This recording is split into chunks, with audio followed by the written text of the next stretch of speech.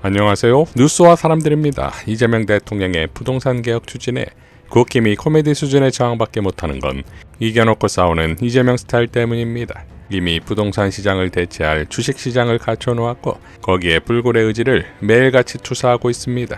지난 14일 이재명 대통령은 장동혁 이 대통령 한밤중 다주택자의 사자 후 부동산 겁방 멈춰라 기사를 공유하며 다음과 같이 밝혔지요.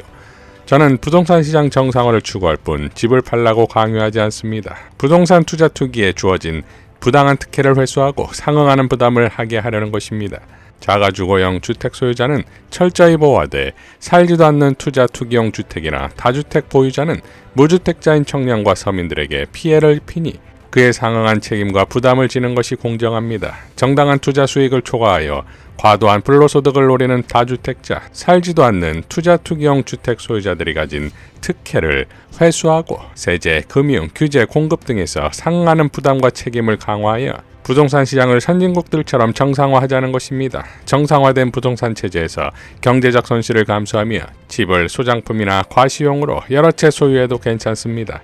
손실을 감수하며 공동체를 위해 경제적 부담을 기꺼이 하겠다는 걸 왜 말리겠습니까? 일부 국가는 사회주의 체제가 아니면서도 거주용 외 일정 수 이상의 주택 보유를 금지하기도 하지만 그렇게까지 할 필요는 없다고 생각합니다. 강요하지 않습니다.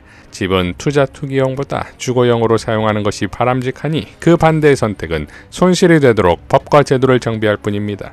손해를 감수할지 더 나은 선택을 할지는 각자의 자유입니다. 사적으로 저는 1주택자입니다. 직장 때문에 일시 거주하지 못하지만 퇴직 후 돌아갈 집이라 주거용입니다. 대통령 관저는 제 개인 소유가 아니니 저를 다주택자 취급하지 말아주시기 바랍니다. 다주택 매각 권유는 살 집까지 다 팔아 무주택 되라는 말이 아니니 너는 왜 집을 팔지 않느냐, 내가 팔면 나도 팔겠다는 다주택자의 비난은 사양합니다. 라고 포효했습니다. 이어 이전의 정부가 부동산 시장 정상화를 시도하면 정론 직필을 해야 할 일부 언론들이 벌떼처럼 들고 일어나 왜곡 조작 보도를 삼으며 부동산 투기 세력과 결탁해 그들의 입장을 옹호하고 정부 정책을 집중 공격하여 부동산 투기 억제 정책을 수십 년간 무산시켜 왔습니다. 그 결과 부동산이 나라의 부를 편중시키며 무주택 서민과 청년들의 희망을 빼앗고 주택 문제가 결혼 출산 포기의 가장 큰 원인이 되었습니다. 저출생으로 대한민국이 전 세계에서 가장 먼저 사라지게 생겼습니다. 수십 년간 여론조작과 토목건설 부동산 투기로 나라를 잃어버린 30년의 위험한 구덩텅이에 직전까지 밀어넣으며 그 정도 부와 권력을 차지했으면 이제 그만할 때도 되었습니다. 여전히 부동산 투기 부추기며 나라를 망국적 부동산 불로소득 공화국으로 밀어넣는 일부 세력과 집단들도 이제 일정한 책임을 져야 한다는 의견도 충분히 경청할 만합니다. 이어 16일 새벽에도 야당 이 대통령 분당 아파트 팔고 주식 사라, 여당 장동혁 주택 6채를 공유하며 올린 글의 말미에는 장동혁 대표께서 청와대에 오시면 조용히 여쭤보고 싶은 게 있는데 이번 기회에 여쭙겠습니다. 국민의힘은 다주택자를 규제하면 안 되고 이들을 보호하며 기존의 금융세제 등 특혜를 유지해야 한다고 보십니까? 자, 이에 대한 장동혁의 답변은 뭘까요? 장동혁은 16일 오전 불효자는 옵니다라는 글과 흑백 사진들을 자신의 SNS에 올리며 명절이라 95세 노모가 살고 계신 시골집에 왔습니다. 대통령이 X에 올린 글 때문에 노모의 걱정이 큽니다. 이 집 없애려면 내가 얼른 죽어야지. 공부시켜서 서울 보내놨으면 서울서 국회의원 해야지 왜 고향 내려와서 대통령한테 욕먹고 지랄이냐고 화가 잔뜩 나셨네요. 홀로 계신 장모님만이라도 대통령의 글을 보지 않으셨으면 좋겠습니다. 대통령 때문에 새벽부터 불효자는 옵니다. 자, 장마리오의 감성인지 2022년이라고 찍힌 흑백 사진들을 올렸는데 한동훈과 별 다를 게 없어 보입니다. 자, 정작 장동혁이 집을 팔라고 해야 할 사람은 윤석열이 아니겠습니까? 아크로비스타엔 생전 갈 일이 없으니 말입니다. 김필성 변호사는 이가 웃고 넘어갈 일이라고 생각했는데 국힘이 진지하게 하는 주장이었군요. 이재명 대통령이 5년간 청와대에 거주한다고 다주택자면 평생 감옥에서 거주해야 하는 윤석열, 김건희야말로 빼박 다주택자입니다. 국힘 논리라면 먼저 내란수계에게 그 비싼 아크로비스타부터 정리하라고 요구하는 게 맞습니다. 국힘은 김건희, 윤석열이 자랑스럽겠네요. 내란 저질렀는데도 국가가 주택도 주고 밥도 주니 말이지요. 물론 저는 그들이 전혀 부럽지 않습니다만 그래도 내란수계 부부가 그 집에서 여생 행복하게 보내길 기원하겠습니다. 설날이니까요 라고 일갈했습니다. 자, 이재명 대통령이 앞서 시작했던 망국적 부동산 불로소득 공화국의 공범 중 하나가 재래식 언론이 아니겠습니까? 또 그 중 하나가 조선일보겠지요. 이를 증명이라도 하듯 조선일보는 레미안 원펜타스의 자랑, 최가온 금의 반포 아파트에 걸린 현수막이라는 기사를 내는데 기사 말미에 이 아파트의 최근 실거래가를 기계하지요. 이에 대해 송혜원 언론인은 다음과 같이 밝혔습니다. 먼 기사가 이래요.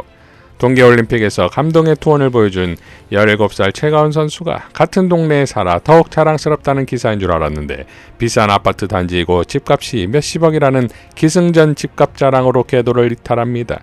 부동산 공화국의 동반자 조선일보답습니다. 최가온 선수 가족이 살고 있는지 확인되지 않았다면서 비싼 아파트 단지의 자랑이라는 보도를 왜 하는 겁니까? 설령 그 아파트에 살고 있다 해도 왜 굳이 그 단지의 집값까지 세세히 알려주는 것입니까? 라고 일갈했습니다.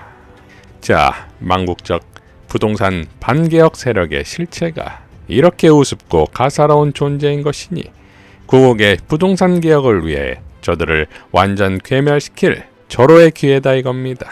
임주영 경제전문기자는 이재명의 부동산 명량대첩이라는 제목의 글을 통해 맨날 지기만 했던 부동산 전쟁이 싸우기도 전에 승부가 난 듯하다며 이재명 대통령의 불굴의 의지, 주식시장의 성공, 그리고 더 이어질 더 큰 성공, 지방분권을 통한 지방주도 성장, 내란의 강을 건너지 못하는 국힘 등을 설명하며 이것은 마치 이겨놓고 싸우는 이순신의 명량대첩 같다. 그러니 이재명의 부동산 명량대첩이다. 라고 흥분하며 이렇게 밝혔습니다. 싸움은 기세다. 압구정 현대아파트 매물이 한 방에 36억 원이 떨어졌다. 승기를 잡았을 때 휘몰아쳐야 한다. 동남풍이 불어오고 울들목이 울어댄다. 하늘이 준 절호의 기회다. 부동산 투기를 막는 본질은 투자 자체를 막는 것이 아니다. 투자에서 오는 수익률을 낮춰야 한다. 필살기를 날려야 할 때다. 그 싸움에 종지부를 찍어야 할 때다. 이젠 보유세 칼집에서 그 칼을 꺼내야 할 때다. 보유세를 인상하자는 게 아니다. 보유세를 정상화하자는 것이다. 땅의 가치에는 45%까지 엄청난 세금이 붙는데 집값에는 0.1%대 세금밖에 없다. 땅의 가치에 조롱당하는 이 비정상을 보유세의 칼로 베어버리자는 것이다. 명심하자. 부동산 세금 때문에 진 것이 아니다. 집값이 폭등해서 진 것이다. 보유세 정상화 두려워하지 말자. 겁내지 말자. 집값이 내려야 우리 청년들이 산다. 집값이 내려야 불평등이 줄어들고 대한민국이 자살을 멈춘다. 생즉사 사직생의 각오로 반드시 이 싸움을 이겨야 하는 이유다. 자, 21세기의 이순신, 이재명의 명량대첩, 부동산전은 시작일 뿐입니다. 도올 선생의 포효로 마무리하겠습니다. 온갖 거짓말을 시켜가면서 온갖 핑계대면서 그 부자 새끼들 그리고 그 토목 건축하는 새끼들을 한테 유리하게끔 걔들이 우리 국민 투표에 1%도 영향을 못 주는 애들이에요. 근데 걔들이 100%를 가지고 있는 것처럼 걔들한테 잘못 보이면 정치는 망한다. 이런 개똥 같은 여태까지 부동산이라는 거는 살 사람들이 집 없는 사람들이 들어가기 위해서 짓는 게 아니라 전부 투기에 이 여건을 마련해줄 이런 개똥 같은 정치를 여태까지 해왔단 말이에요. 그러니까 이거를 완전히 이재명은 깨겠다. 근데 전문 시간이 가고 올수록 진짜 깨겠구나. 여태까지 다 헛방이었는데 이건 진짜구나.